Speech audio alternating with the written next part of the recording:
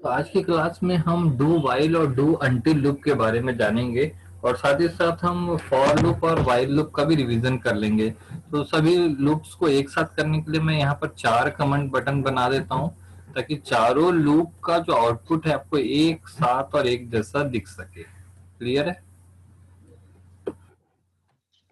आइए देखते हैं चारों लूप को हम किस तरीके से यहाँ पर यूज करेंगे। पहले बटन में मैं लिख देता हूँ यहाँ पर कैप्शन में फॉर, दूसरे में लिख देता हूँ वाइल या वाइल डैश वेंड, आप लिख सकते हैं वाइल वेंड, और फॉर को हम लिख देते हैं फॉर नेक्स्ट। उसके बाद अगला जो बटन है इसमें हम लिखेंगे डू लूप वाइल। अगले बटन में हमने लिखा डू लूप वाइल और सेम साइज कर देते हैं सभी की, और तीसरे में लिखेंगे डू लूप अनटिल। तो आप देखेंगे कि 4 प्रकार के लूप हैं और चारों को एक साथ हम देखने वाले हैं ताकि कंपैरिजन भी हमको समझ में आ जाए। तो यहाँ पर सबसे पहले फॉर लूप देखेंगे। चारों लूप में वो तीनों कंडीशन, स्टार्टिंग एंडिंग और जो गैप वाली कंडीशन है, या फिर जिसको इनिशियलाइजेशन स्टेटमेंट, जैसे मैं बोलूँ 1 2 3 4 5 6, ये मुझे प्रिंट करना है। तो यहाँ पर ये स्टार्टिंग कंडीशन होगी, स्टार्टिंग पॉइंट होगा, ये एंडिंग पॉइंट होगा, और जो गैप होगा वो क्या होगा यहाँ पर +1 का। तो चाहे वो फॉर लूप हो, चाहे वाइल लूप हो, चाहे डू वाइल हो, चाहे डू अंटिल हो, starting equal to 1, ending equal to 6 और गैप इक्वल टू +1, ये तीनों चीज बतानी कंपलसरी है। ये चाहे फॉर लूप हो, वाइल लूप हो, डू वाइल हो, डू अंटिल हो, कोई भी लूप हो, ये 3 चीज बताना जरूरी है।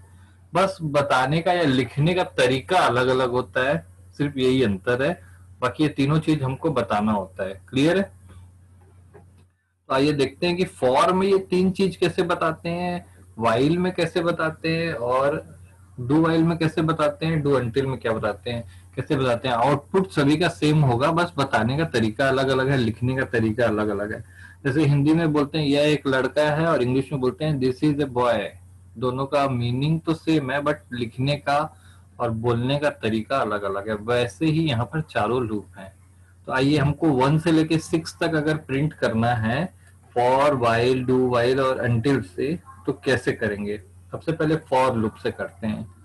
सबसे पहला जो स्टेटमेंट होगा वो हम CLS लिख देते हैं। CLS का मतलब होता है पुराना स्क्रीन क्लियर करिए, ताकि हमारा जो आउटपुट है वो मिक्स मत हो पुराने आउटपुट से। तब मैं यहाँ लिखता हूँ फॉर, और फॉर लूप को बंद किया जाता है नेक्स्ट से, तो नेक्स्ट से बंद कर दिया। और फॉर में मैंने बताया I equal to 1 to 6 step 1, याद है? ये स्टार्टिंग पॉइंट होता है, फॉर में ऐसे बताया जाता है स्टार्टिंग, ये स्टार्टिंग पॉइंट है, ये एंडिंग पॉइंट है, और ये गैप है स्टेप 1। और यहाँ पर हम लिखेंगे प्रिंट I, यानी कि I की वैल्यू प्रिंट होगी। तो पहले 1 से लेके 6 तक चलेगा और एक एक का गैप रहेगा, प्रिंट कर देगा, यानी आउटपुट क्या होगा 1 से लेके 6 तक। ये हम कर चुके हैं, तो इसको फटाफट कर लेते हैं। देखिए 1 से 6 तक आ गया ये आउटपुट आपका। अब सेम इसी को वाइल लूप में करना होगा, तो हम क्या करेंगे, वाइल में क्लिक करेंगे और दूसरा कोड ब्लॉक लिखेंगे, इसको छेड़ेंगे नहीं। दूसरा कोड ब्लॉक लिखेंगे, इसमें भी पहले क्या कर देंगे, CLS कर देंगे, ताकि आउटपुट जो है वो हमको दिखाई न दे। और यहाँ पर एक हम प्रिंट भी कर सकते हैं कि बाय लूप, ताकि हमको पता चले कि किसका प्रिंट है ये। और सेम इसमें हम प्रिंट कर देते हैं वाइल लूप, ठीक है, या वाइल वेंड कर देते हैं पूरी तरीके से, वाइल वेंड, और इसमें फॉर नेक्स्ट। क्लियर है? अब सेम इसी को हमको प्रिंट करना है वाइल लूप से। तो आपको बताया गया था कि फॉर को वाइल में कैसे बदलते हैं, स्टार्टिंग को ऊपर ले जाते हैं। यानी कि सबसे पहले अगर मैं ये फॉर लूप को लिख दूं तो 3 चीजों को बदलना होता है, हम वाइल में बदल देते हैं। सबसे पहले क्या करते हैं, फॉर को वाइल लिखते हैं और नेक्स्ट को वेंड लिखते हैं। वेंड पहला बदलाव। तो उसके बाद i इक्वल टू 1 जो है इसको हटा करके ऊपर ले जाते हैं, याद आ रहा होगा, और ये वाले को यहीं रहने देते हैं, तो i less than equal to 6 यहीं रहेगा। और स्टेप 1 है, इसको हटा करके कहाँ ले जाएंगे, इसके नीचे ले जाते हैं यहाँ पर लास्ट में। लेकिन while के साथ स्टेप 1 नहीं लिख सकते, इसलिए i equal to i plus 1 लिखते हैं। स्टेप 1 मतलब एक कदम आगे, और i equal to i plus 1 मतलब भी एक कदम आगे होता है। ये जो सेम स्टेटमेंट है ये भी प्रिंट करेगा 1 से लेकर 6 तक। रन करते हैं। अगर मैं यहाँ पर बोलूं कि बाय फॉर नेक्स्ट लूप, ये इससे आउटपुट आया है, अब इसमें क्लिक करेंगे, by while loop same output आया है। सीएलएस होने की वजह से पुराना आउटपुट क्लियर हो जा रहा है। अब आते हैं बाई, या एक काम करते हैं, इसको 1 से लेके 5 तक रखते हैं, और इसको करते हैं हम लोग 6 से लेकर के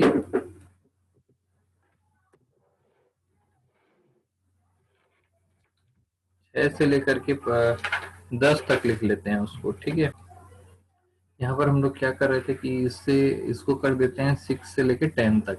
तो जब मैं इसको करूंगा तो 4 से 1 से 5 आएगा, और इससे 6 से 10 तक आएगा। अब मुझे डू वाइल करूंगा, और इसमें मुझे 11 से 15 और ये 16 से 20 ऐसा करना है। तो अब फॉर लूप को डू वाइल में कैसे बदलते हैं, सबसे पहले देखते हैं। इसमें क्लिक करते हैं, एक और ब्लॉक जनरेट हो गया। तो पहले मैं फॉर लूप का पूरा कोड कॉपी कर लेता हूँ। फॉर लूप का कोड कॉपी कर लिया मैं, और इसको मुझे क्या करना है, 1 से 6 नहीं करना है बल्कि 11 से 15 करना है। ठीक है, इसलिए ऐसा लिख दिया मैं, 11 से 15 करना है। अब देखते हैं डू वाइल में कैसे इसको कन्वर्ट करेंगे। फिर 3 चेंजेस करने पड़ेंगे। यहाँ पे लिखना पड़ेगा डू क्लियर, और यहाँ पे लिखना पड़ेगा लूप। डू के बाद लूप वाइल लिखना पड़ेगा। क्लियर है, इसको सेम टू सेम यहाँ से हटा करके यहाँ रखना पड़ेगा, और फिर इसको सेम टू सेम हटा करके यहाँ पर लिखना होगा i equal to i plus 1। Same वैसे ही कर रहे थे जो,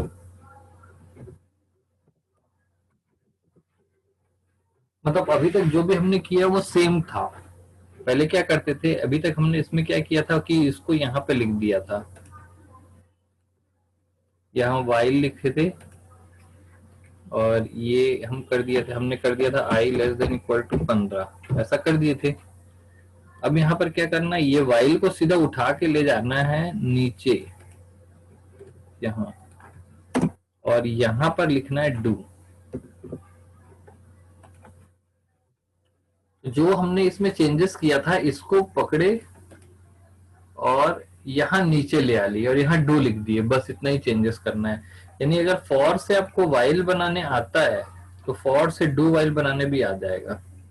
क्लियर है, तो अब देखते हैं कि डू वाइल में आपका आउटपुट आएगा। ये स्टार्टिंग पॉइंट है 11, और आपका 15 तक चलेगा। ये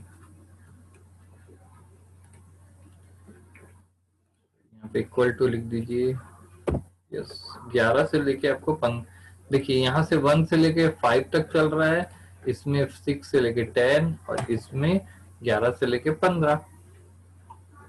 सेम डू वाइल का अपोजिट होता है डू अनटिल। तो इसका कोड कैसे करेंगे, डू अनटिल जैसे क्लिक करेंगे एक नया ब्लॉक बनेगा, और डू वाइल आप लिख लीजिए। यहाँ पर आप लिख सकते हैं कि लूप वाइल, और यहाँ पे आप क्या लिख सकते हैं,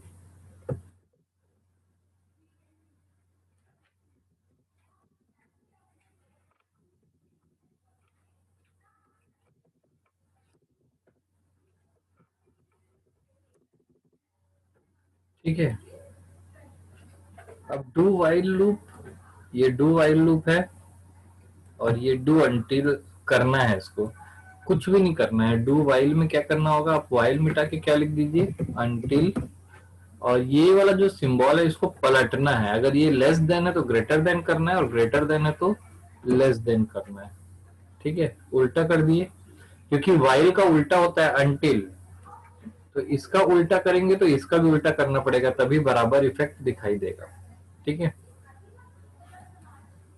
अब देखिए आपके पास यहाँ पर कोड है, फॉर लूप से प्रिंट हो रहा है। देखिए लिखा है बाई फॉर लूप 1 से लेके 15, while loop by while wend loop 6 से लेके 10, डू वाइल लूप 11 से लेके 15, और डू अंटिल लूप 11 से लेके,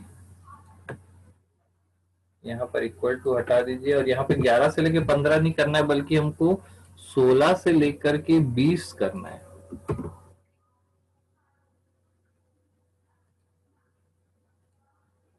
16 से 20, 1 से 5, 6 से 10, 11 से लेके 15, और 16 से 20। तो आप यहाँ पर अपने सभी का सिंटेक्स देखा कि लूप किस तरीके से काम करते हैं। एक बार इसका स्क्रीनशॉट ले लीजिए आप लोग, फिर आगे बढ़ेंगे। आगे देखते हैं कि हम कैसा प्रोग्राम लूप का यूज करके काफी अट्रैक्टिव प्रोग्राम कैसे बना सकते हैं। एक सैंपल प्रोग्राम में मैंने टाइमर पे कोड लिखा है, for I equal to 1 to 200 step 1, यानी लूप जो है वो 200 बार चलेगा। अब थोड़ा सा इसको अट्रैक्टिव लुक देने के लिए मैं फॉर्म का जो बैकग्राउंड कलर है वो कर देता हूँ ब्लैक, ताकि ये डार्क कलर में डार्क थीम पर दिखाई दे। और जो इसका फोर कलर है उसको मैं कलर दे देता हूँ। कलर कैसे देंगे, इसमें क्लिक किया, इसका फोर कलर को मैं कर देता हूँ मान लीजिए येलो। ठीक है, ताकि मुझे ये येलो येलो डॉट दिख रहे हैं। अब मैं अगर इसको ऐसा रन करूंगा तो आप देखेंगे कि यहाँ पर इस तरीके से आपको आउटपुट दिख रहा है। क्लियर है। आउटपुट दिखने के बाद आप यहाँ पर एक कंडीशन लगा सकते हैं, या फिर मैं एक नेस्टेड तरीके से लूप क्रिएट कर सकता हूँ, या जो भी जिस भी तरीके से मैं लूप क्रिएट कर सकता हूँ। मैंने यहाँ पर एक नेस्टेड लूप चालू कर दिया है, for j equal to 1 to 100 कर देता हूँ स्टेप 1।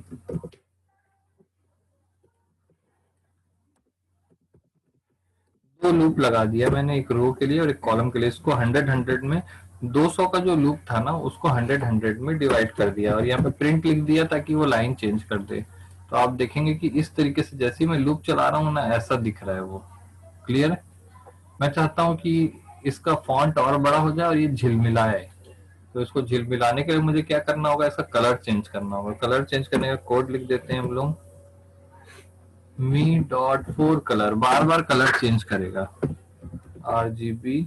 और रैंडम कलर के लिए मैंने आपको बताया था कि ये रैंडम कलर है। मैं यहाँ पे रैंडम कलर जनरेट करता हूँ, और ये रैंडम कलर रेड के लिए है, और ग्रीन ब्लू 3 बार देना होता है। अब आप देखेंगे कि जब भी ये प्रिंट करेगा स्टार, एक स्टार प्रिंट करेगा तो उसका कलर देगा ये। तो आप देखिए यहाँ पर इस सब स्टार के अलग अलग कलर दे रहा है ये। ठीक है। अब बस इस स्टार को थोड़ा सा झिलमिलाना है, तो आप कुछ मत करो, यहाँ पर सिर्फ पहली लाइन पर CLS लिख दो, ताकि वो पुरानी स्क्रीन को मिटा दे। तो नया कलर आएगा तो अपने आप झिलमिलाता हुआ दिखेगा। देखिए झिलमिलाता हुआ दिख रहा है। क्लियर है। अब इसको और इनहेंस करना है तो और इनहेंस कर सकते हो। जैसे मैं यहाँ पर स्टार जो दिखा हुआ है इसकी संख्या कम कर देता हूँ, मान लो इसको मैं 40 कर देता हूँ, और इसको भी 40 कर देता हूँ, और स्टार का जो साइज है ना वो बढ़ा देता हूँ। इसका फॉन्ट साइज बढ़ा दो आप। मैंने यहाँ पे फॉन्ट साइज को बढ़ा दिया, मान लीजिए मैं टाइम्स न्यू रोमन ले लेता हूँ। टाइम्स न्यू रोमन में आप जाएंगे तो आपको बड़े बड़े स्टार्स मिलेंगे। यहाँ पर देखिए, और बड़ा ले लो, नहीं इतना ले लेते हैं। ठीक है, ऐसा झील मिलाता हुआ। तो ये सब जो कमाल है वो किससे हो रहा है, फॉर लूप से। ठीक है, एकदम अट्रैक्टिव दिख रहा है, और इसमें लूप का पूरा खेल है। कंप्यूटर बहुत ज्यादा मेहनत कर रहा है, लेकिन हमको ज्यादा मेहनत नहीं करना पड़ा। कंप्यूटर एक एक स्टार को प्रिंट कर रहा है, और उसको कलर चेंज कर रहा है, मतलब बैकग्राउंड में बहुत ज्यादा मेहनत कर रहा है। कंप्यूटर को हमने आदेश दे दिया ये 80 40 40 स्टार एक एक लाइन में बनाओ, 40 इधर 40 इधर, और उसका हर 1 सेकंड में 10 बार कलर चेंज करो। और उसको लूप को मैं दे दिया और उसको बोल दिया है कि वो एक काम कर रहा है, तो बैकग्राउंड में कंप्यूटर बहुत मेहनत कर रहा है, वो ड्राइंग क्रिएट कर रहा है, बार बार उसका कलर चेंज कर रहा है, लेकिन हमको मेहनत नहीं लगी। कंप्यूटर की स्पीड ज्यादा है इसलिए ये काफी अट्रैक्टिव लग रहा है, थोड़ा सा लिखे और इतना सारा इतना अट्रैक्टिव बन गया। लेकिन अगर कंप्यूटर की स्पीड हमारी स्पीड के बराबर होती तो उसको काफी समय लगता है ये करने में। तो इस तरीके के जो भी मूवमेंट आपको स्क्रीन पर दिखाई दे रहे हैं किसी भी प्रोग्राम पर, कोई रन टाइम पर चेंज होता हुआ कोई चीज दिख रहा है, तो उसमें आप समझ जाइए कि लूप ही लगा हुआ है। लूप सबसे ज्यादा यूज होने वाला, प्रोग्रामिंग लैंग्वेज में सबसे ज्यादा लूप यूज होने वाला स्टेटमेंट जो है वो लूप ही है। क्लियर? चलिए, ये छोटा सा एक एग्जांपल था लूप का। इसमें किसी को कुछ पूछना है तो आप लोग पूछ सकते हैं। तो इस प्रकार से आप एक में कोई भी चेंजेस करिए। यहाँ पर जैसे मैंने ए लिखा, यहाँ पर मैं ऐसे लिख देता हूँ, देखिए। अब देखिए क्या हो रहा है, एक बार मैंने साइन लिखा, कई बार साइन लिखा है और सब झिलमिला रहा है। तो मल्टीपल करने का काम कर रहा है फॉर लूप, और झिलमिलाने का काम कर रहा है आपका टाइमर। क्लियर है?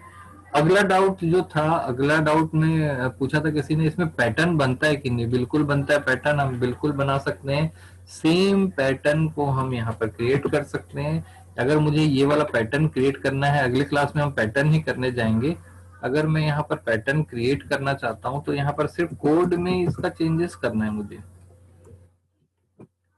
ये देखिए, जब मैं इसको करूंगा तो देखिए पैटर्न यहाँ पर क्रिएट हो गया है। तो सेम वैसे पैटर्न यहाँ पे क्रिएट होते हैं। सारे प्रोग्राम जो अपने सी में बनाए हैं वो सारे प्रोग्राम यहाँ पे बनेंगे, और अगली क्लास में हम ये पैटर्न वाला ही शुरू से प्रैक्टिस करेंगे। पूरे पैटर्न्स के 3 4 5 प्रोग्राम बनाएंगे। क्लियर है? इसमें किसी को कोई डाउट है तो आप लोग पूछ सकते हो। इसमें आप चाहो तो पैटर्न को कलरफुल भी कर सकते हो। जैसे मुझे पैटर्न को कलरफुल करना है, मैं सेम कोड लिख देता हूँ, मी डॉट फोर कलर। यहाँ पर देखो प्रॉपर्टीज का बहुत यूज होता है, इसीलिए शुरू में प्रॉपर्टीज को बारीकी से पढ़ाया गया था। रैंडम कलर ले लेते हैं हम लोग 255 इसलिए लेते हैं कि मैक्सिमम कलर की साइज होती है वो। ठीक है? अब देखिए जो आपका पैटर्न है वो कैसा दिखेगा। वो सारे पैटर्न जो अपने सी में बनाए हैं वो सारे पैटर्न इसमें भी बना सकते हैं विजुअल बेसिक में। ये आप चाहें तो इसका स्क्रीनशॉट भी ले सकते हैं, और अगली क्लास से हम पैटर्न का ही प्रोग्राम बनाएंगे। ठीक है? अट्रैक्टिव लुक देना है तो और अच्छा अट्रैक्टिव लुक दे सकते हो आप। इसका सबसे पहले टाइमर का जो इंटरवल है ये थोड़ा सा बढ़ा दीजिए। मान लीजिए मैं इसको 80 कर देता हूँ, और फॉन्ट साइज और बढ़ा दीजिए इसकी, और अच्छा दिखेगा ये। ठीक है? और इसमें किसी को कोई डाउट हो तो आप पूछ सकते हैं।